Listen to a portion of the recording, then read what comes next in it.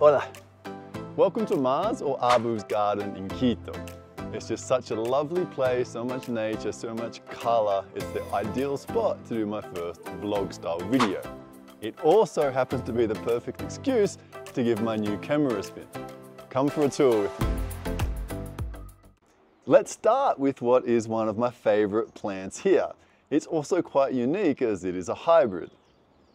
It's a mixture of passion fruit and taxo. Taxo is also sometimes called banana passion fruit. We call this vine a Maracutaxo, and I really enjoy the flavor. I'd say it's a little bit more acidic than a normal passion fruit that you'll find here, and is ideal for juices or just eating it straight from the vine. This is what one looks like. I found this guy on the ground.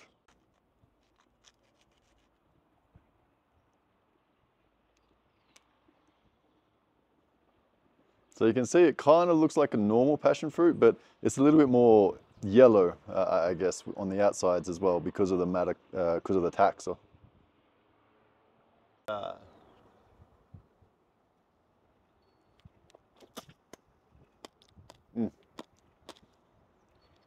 It's very good.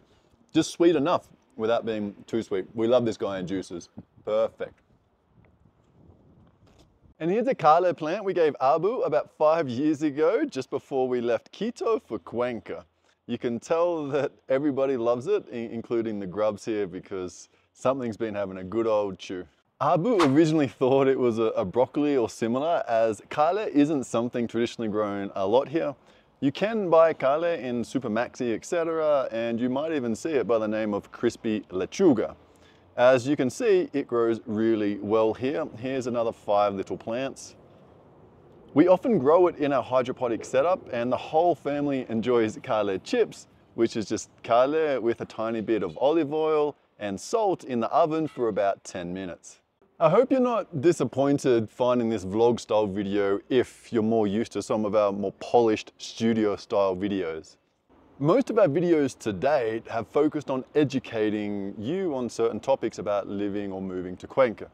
The core concept is that you're just a little bit better prepared for what can be a very daunting task for many, and you'll also find some of our property listing videos on our channel, as this is our core business. Those videos have very clear outcomes. You're either learning something about a discrete topic, or you're checking out homes that you potentially want to rent or buy. These vlog style videos are very different to those. They really just give you a bit of a glimpse into my life in Ecuador. It's more personal and relaxed. As it is a new format for me, I'd really love to hear your feedback on these vlog style video in the comments. And of course, if you do get some value from this video, do please like and subscribe. That would be super helpful. Have you met Ozzy? He's our Australian Shepherd who just turned 3 last week. It's a bit of a bittersweet moment for our family though, as we have decided to leave him here at Abu's house in Quito, and he will not be returning with us to Cuenca.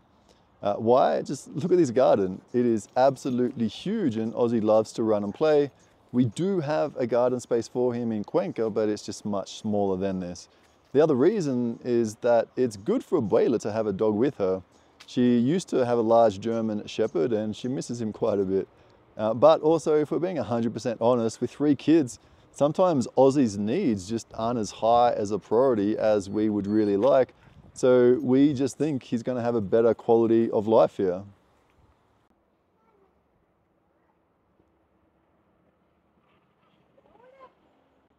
But before Ozzy can stay here, we needed to construct several bits of concrete that effectively acts as a wall to stop Ozzy from getting out. 2 years ago, we actually lost a sweet beagle here in the same yard. He was a street dog or ex-street dog that just loved to go exploring, and he went exploring one day, and sadly he just never returned. So obviously we do not want the same thing to happen with Ozzy, hence building the big brick wall behind us. We chipped in to get the fence built. One maestro who has been working with Michelle's family for a long period of time is largely responsible for the majority of the work. They've built 3 different sections of the brick fence, and they've also helped reinforce the concrete for the front gate, because the front gate was effectively sliding off because of the brick wall pressure. And they've also helped us with some cements out the front, basically a little bit of an upgrade to what was there before. There was also a hell of a lot of cleaning that needed to get done, because basically where these concrete walls are, before as a fence, they just had a whole bunch of, I wouldn't say rubbish, but it was a whole bunch of trees and just stuff that effectively acted as some sort of barrier to stop animals and people from sort of coming and going. So we definitely needed this upgrade in order to have Aussie here successfully.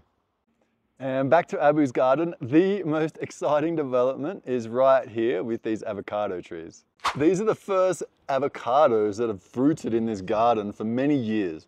They planted 5 different types of avocado trees around 5 years ago, and here are the first little fellas. I cannot wait to try them. And here is a lovely big cedron tree. Cedron is very popular here, especially in teas. It has a very nice lemony taste to it, and we drink it all the time. It is delicious. And moving towards the front of the garden, we have this beautiful mandarin tree. Check it out. Wow. We also have a bunch of other citrus, but this mandarin tree right now is definitely the favorite because the kids are just going nuts. We're all eating like 2 or 3 of these every single day. And to be perfectly honest, I could probably eat them all day long too. And here's a coffee tree. So you can see it's quite dry.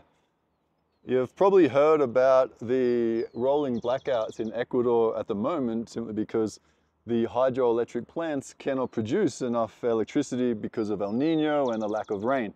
And you can see that these coffee beans, they're really quite dry and they didn't fare too well this season. So hopefully next year we have a little bit more rain and we can have a better crop and hopefully roast some of these lovely coffee beans. And this lovely big tree behind me is a cherry moya or custard apple.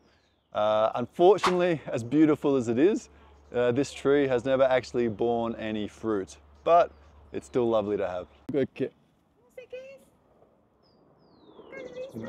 There's so much more to explore in this garden, but that's about it for today. If enough people get value from this video, perhaps we'll dig deeper into some of the other plants. And from all of us here at YapaTree, have a fantastic festive season surrounded by friends, family, and good vibes. I'm really looking forward to bringing more content to you in 2024 and just generally growing our real estate business too. 2023 was a very big growth year for YapaTree Properties, and that's largely thanks to your support. Thank you very, very much. Also, if there's a topic in general that you would like us to cover, please do feel free to email me, jason@yapatree.com, and we'll do our best to cover it. All the best and have a fantastic festive season. Ciao for now.